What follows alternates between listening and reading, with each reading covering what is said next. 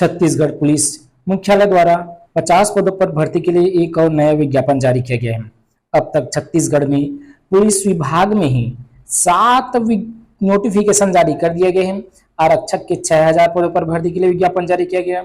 FSL के लिए 17 पदों पर, एफएसएल के लिए 16 पदों पर, और इसके अलावा पुलिस मुख्यालय में सशस्त्र बल के अंतर्गत 3 तरह के, एक 75 पद के लिए, एक 3 पद के लिए, एक 5 पद के लिए, एक 50 पद के लिए टोटल 7 प्रकार के वैकेंसीज निकाले जा चुके हैं। वैकेंसियों की भरमार लग चुकी है, लेकिन ये चुनाव आचार संहिता के बाद ही आगे का प्रोसेस होगा। आवेदन बस अभी कराए जा सकते हैं। यहाँ पर ये 50 जो पद निकाले गए हैं ये पुलिस विभाग में ही निकाला गया है और सशस्त्र बल के अंतर्गत मेल नर्स, यहाँ पर मेल नर्स की 10 पोस्ट, फीमेल नर्स की 4 पोस्ट, लैब टेक्नीशियन की 1 पोस्ट, फार्मासिस्ट की 13 पोस्ट, नर्सिंग असिस्टेंट के 7 पोस्ट, कंपाउंडर के 12 पोस्ट, ड्रेसर के 3 पोस्ट, टोटल 50 पदों पर भर्ती के लिए विज्ञापन जारी किए गए हैं।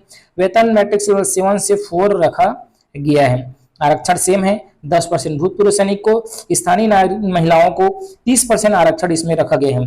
और जो भर्ती प्रक्रिया संबंधी कार्यक्रम रहेगा वो सेम रखा गया है। आवेदन भी सेम डेट है और शुल्क भी सेम रखा गया है। वेतनमान में थोड़े से चेंजेस है कि जैसे कि मेल नर्स है, फीमेल नर्स है, लैब टेक्नीशियन है, इसका वेतन 28,700 से शुरू होगा। उसके बाद आयु सीमा को सेम आरक्षक के जैसे ही रखा गया है। आरक्षक में जो न्यूनतम 18 वर्ष है आयु सीमा वो यहाँ रहेगा।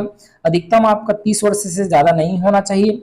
लेकिन आप एसटी, एससी, ओबीसी से हैं तो ये बड़ी बेनिफिट है कि आपको 5 वर्ष की छूट मिल जाती है। और 33 वर्ष की उम्र अगर हो रहा है, 33 वर्ष की उम्र के अंदर है आप 1 जनवरी 2023 तब आप इसमें पात्र है। शैक्षणिक अर्हता है सबके लिए अलग अलग है, तो हम देखते हैं।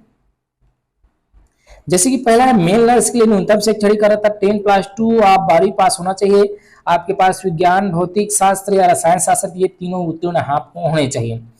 व्यवसायिक जो योग्यता है और आपके पास क्या होना चाहिए, तो आपके पास ये होने 3 वर्षीय मेडिकल पाठ्यक्रम होना चाहिए।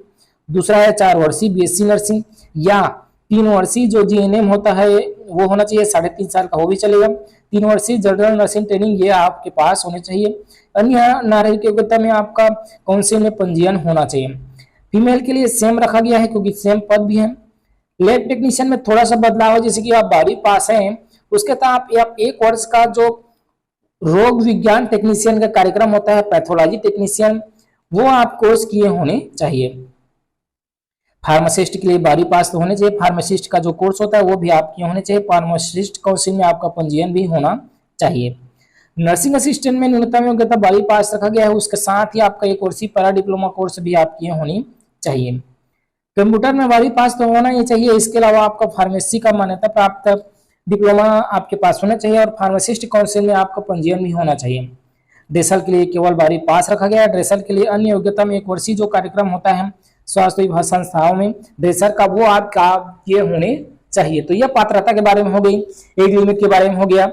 अब देखते हैं आपका सिलेक्शन प्रोसेस क्या रहेगा। तो छानबीन यहाँ पर लिखा हुआ, छानबीन कार्यक्रम आपका चलेगा। समस्त प्रमाण पत्रों का दस्तावेज आपका सत्यापन होगा, जो भी आपका डॉक्यूमेंट रहेंगे उसका। अनुभव के आपको 20 अंक मिलते हैं। अनुभव के आपको 20 अंक मिलेगा। 1 वर्ष का 5 अंक, अधिकतम आपको 20 अंक इस पर मिल जाएंगे। चयन सूची 220 अंकों का होगा। चयन सूची 220 अंकों का होगा। यहाँ पर छूटा कहाँ हुआ है वो देखते हैं। यहाँ पर 220 अंक कहाँ से आ जाएंगे वो यहाँ पर बताया गया है कि संवर्ग के लिए, हालांकि यहाँ पर बताया गया है कि चयन सूची 220 अंकों के आधार पर होगा, लेकिन किस प्रकार होगा वो यहाँ पर नहीं बताया गया है। हो सकता है आपका 100 का फिजिकल हो, 100 का रिटर्न हो और 20 अंक आपको बोनस के रूप में मिले, लेकिन वो यहाँ पर क्लियर नहीं किया गया है। बस इतना ही अपडेट आपको देना था। जानकारी पसंद आया होगा तो हमारे वीडियो को लाइक और शेयर जरूर करें।